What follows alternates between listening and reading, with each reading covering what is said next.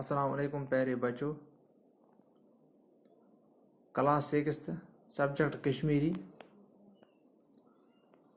Use topic परान हवा आज अमिक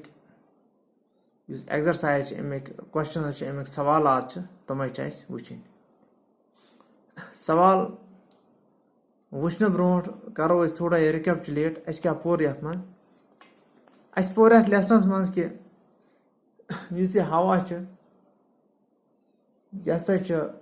मुख्तलिफ चीज़न हूँ जुज आसा यानी अत मज मुख्तलिफ गैस आसा ऑक्सीजन नाइट्रोजन कार्बन डाइऑक्साइड अम अलाव अत मज आसा वाटर वेपर्स यानी बखारात अम अलाव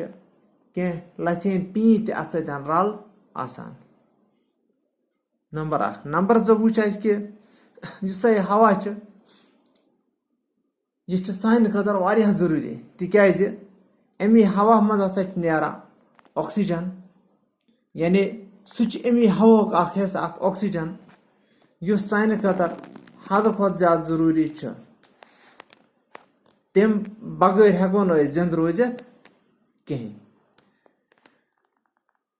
नंबर 3 पोर कि सोन ओंद पोक सोन माहौल ये मज कुल कट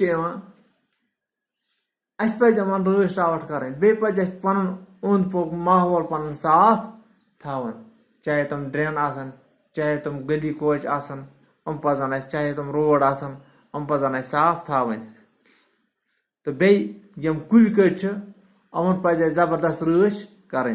तिकाज अमे कुलो पे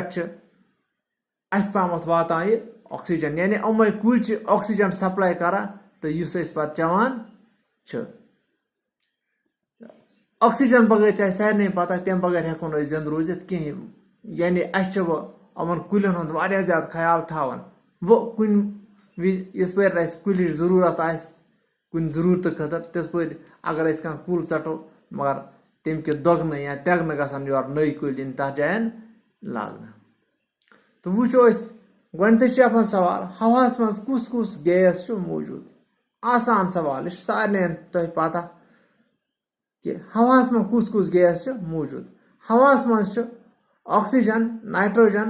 तो कार्बन डाइऑक्साइड ही गैस मौजूद कुस कुस gas number 1 oxygen number 2 nitrogen number 3 carbon dioxide. Oxygen क्या सान बापत जरूरी ब्या सवाल कि ऑक्सीजन क्या सान बापत जरूरी ऑक्सीजन तिकाज ऑक्सीजन शूशस मज खून सत रलान तो अंगस अंगस ताम वातान यह जिस्मस दिवान वुशनेर तो गजा शपरानस मज मदद करान दपान इस ऑक्सीजन यह सनिस शूशस मज खून सत रलान तो पत तमाम जिस्म कन हिस्सन मज वातान तो यह जिस्मस दिवान वुशनेर तो अम अलाव प्रोसेस ऑफ डाइजेशन यानी इंसानस गजा इंसान खवान सह शपरानस मज मदद करान तो मजीद वो पगह इंशाल्लाह बाकी अस्सलाम।